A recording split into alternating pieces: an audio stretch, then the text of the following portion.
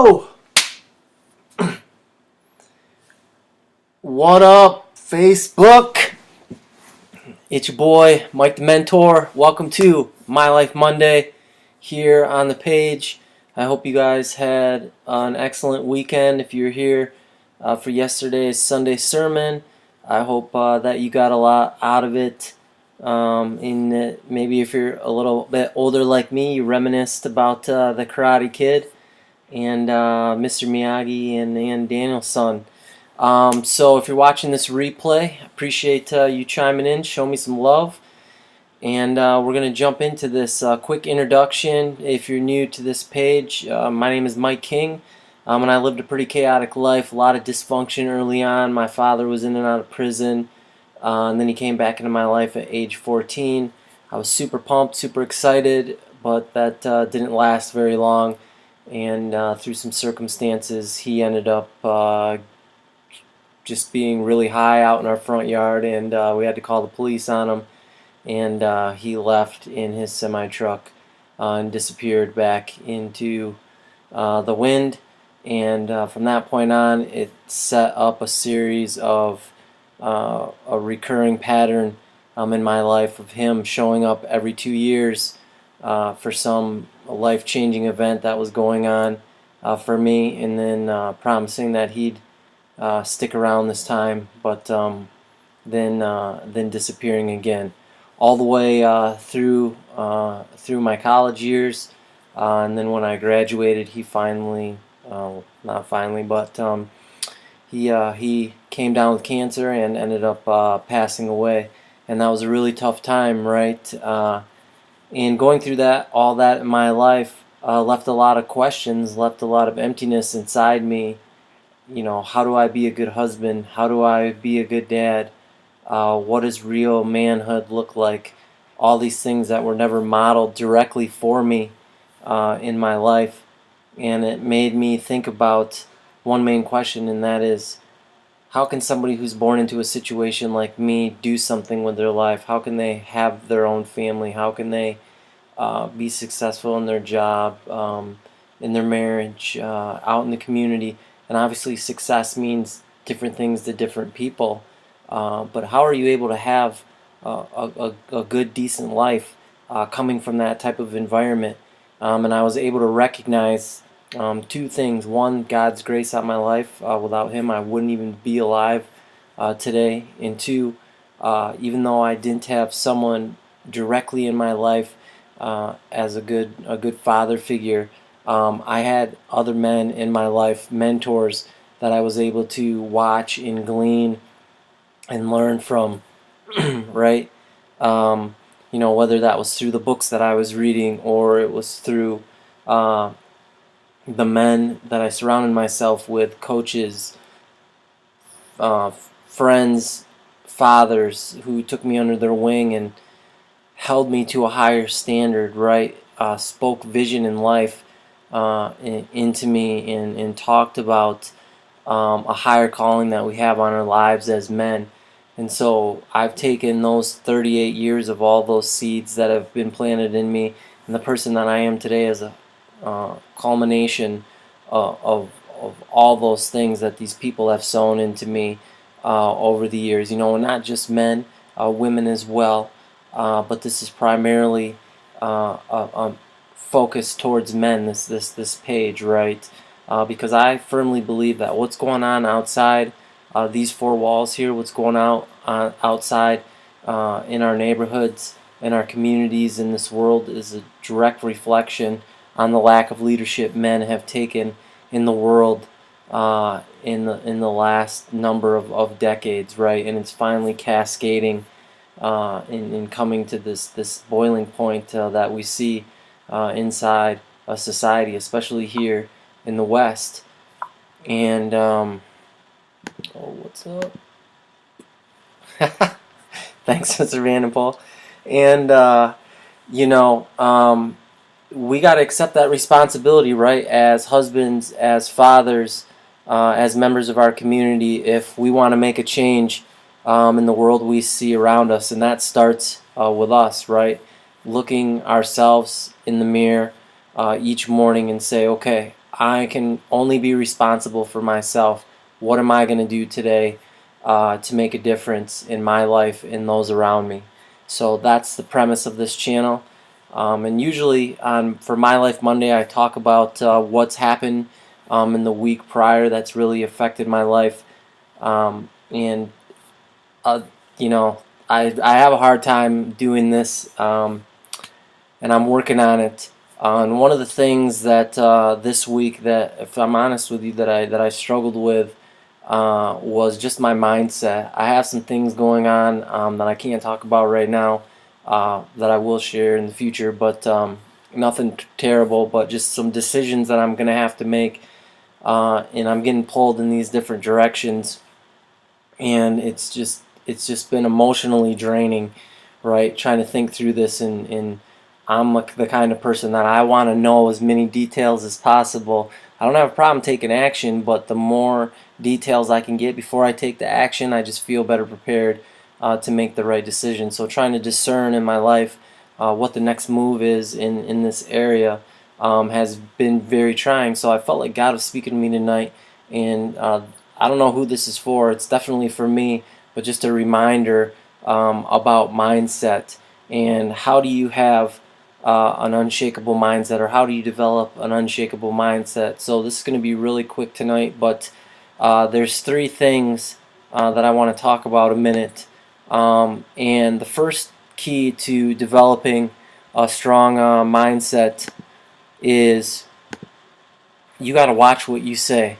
And I love this verse in the Bible from Matthew 15:11, because it gets right at the point of this, right? What goes into someone's mouth does not defile them, but what comes out of their mouth, this is what defiles them. And too often we don't give any thought to what we say. We don't give any thought to what we say to other people. We don't give any thought to what we say ourselves. You know, I was on LinkedIn for a project earlier this morning, and one of the most shared articles was about being nice in business, and how people no longer say please and thank you, and how far just that little bit goes, right? And that's a reflection of what we say. You know, and what do we say to ourselves? Like, we're our own worst critics. But like this verse says, what we speak out of our mouth doesn't just go out and disappear. No, every word that comes out of our mouth is a seed, and it's going to take root somewhere, whether that's in our minds or in someone else's minds. And primarily tonight I'm talking about, what are the things you say to yourself, right? And that can look like a bunch of things. For men, and I could speak for myself on this, it's what are the lies that I tell myself. And I talk about this all the time on this channel. And that is, what do I think about something? How does that make me feel?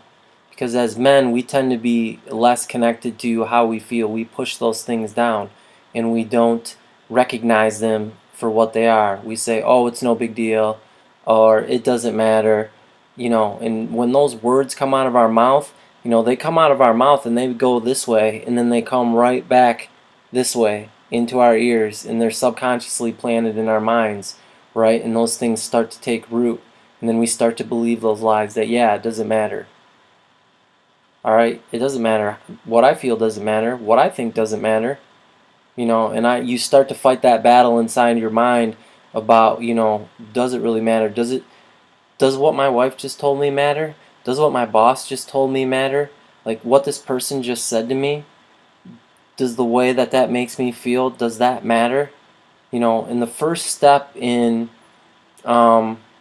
experiencing a more fulfilling life, right, and everything that this life has for us, is to stop lying to ourselves. And one of the ways that you do that is you watch what you say, right? And how do you speak about situations that come into your life? If something doesn't quite go your way, what do you say about that? What power are you giving to that situation? Or if someone comes against you, right, what power are you giving to that person? If you take a victim mentality, for example, and you say things like, oh, this will never change, or, that's just the way it is, Or what's another one? Yeah, that is the one that I hear a lot. That's just the way it is. No, that's not the way it is. The way that it is however you want to choose to make it. You have the power, and the power is yours to give away, right? So that's the first thing. Watch what you say. If you want to develop a better mindset, and I'm reminding myself this too, because this past week I caught myself starting to say things that usually I wouldn't say about situations. And you can either speak death into a situation, or you can speak life into a situation. The second one is, have realistic expectations. Everyone has goals, everyone has dreams, we all have those things we want to aspire to. Uh, but a lot of times, what I see is people aren't realistic about what that looks like, or even if you set a goal, the amount of work that it may take to get to that goal. And when we're not real, it's one thing to be optimistic, right? To believe that something is going to happen, to desire and hope for the best. But it's another thing to be realistic and then identify what's possible in whatever time frame that you're working with. Now, the example that comes to mind, and I can't remember where I read this, but they interviewed some POWs, and I want to say it was from Vietnam, and these guys had been POWs for like over a year, if I'm remembering this correctly, and they started out with a whole bunch of POWs, and at the end there was only this small few. And when these small few were finally rescued, they were interviewing the one guy, maybe he was one of the colonels or the majors or something, and they were asking him, it's like, how were you able to survive this when so many other people weren't? And the first thing that he said was, I was realistic, right? He said, most of the guys, they woke up in the morning and they said, today's the day I'm going to get rescued. Today's the day we're getting out of here. And then the next day would come and that wouldn't happen. And then they'd tell themselves, again, today's the day I'm going to get out of here. Today's the day I'm going to get rescued, right? And they would ride this emotional roller coaster of ups and downs for every day that they didn't get rescued, because they hoped, they believed that they were going to get rescued, but they never entertained being realistic about it and saying to themselves, okay, what if I'm not going to get rescued? What am I going to do to help myself survive this situation? And I think a lot of us, myself included, we get stuck in this pattern where we aren't realistic about what it's going to take, or the behaviors that we need to have in order to make something happen different in our lives. We say, okay, yeah, I'm gonna lose 30 pounds, all right, but then we're not realistic about what we need to do each and every day to make sure that happens, and how that transformation, that may take a year, right? It may not take 30 days. It may not take 60 days like we want it to happen, like we wish, where we could push a button and it would just happen. So, the second thing is have realistic expectations, whatever it is that you're going for, whatever it is you're dealing with. And man, I'm talking to myself about this for sure. And then finally, the third one is, the Bible talks about in 2 Corinthians 10:5, take every thought captive. And when it's talking about this, of course, it's making a spiritual reference, but how true is this, even if you're not a believer, right? Because every day we're entertaining thousands and thousands of thoughts that come into our mind. Some good, some bad, some horrendous, right? And a lot of times we're just letting those thoughts go through without any type of filter. And we've all met those people where something comes into their mind and immediately it comes out of their mouth, and it comes out of their mouth before they can even pull it back. And then you see them try to pull it back and it's too late, right? Because there's no filter there. And I know from my own, especially from this past week, these thoughts have been coming into my mind, and been kind of beating me down a little bit. And I'm not doing a good job of taking those thoughts captive. Now, what does that look like, right? So if a negative thought comes into my mind, I have a decision at that point. Am I going to listen to that thought, and then am I going to let it dictate my mood or my emotions or how I decide to react, one, in that immediate situation, and two, for the rest of the day? Or am I going to choose to take that negative thought, right, and throw it out of my mind and replace it with some truth, with something that's positive? And I guess I'll give you an example here, right? So last week, I was just struggling with my mindset about, man, can I really do this? Can I really do this thing that I feel like I have the opportunity to do? And in my mind, immediately, I was like, who are you? Who are you to do this? You can't make that happen. That's not you.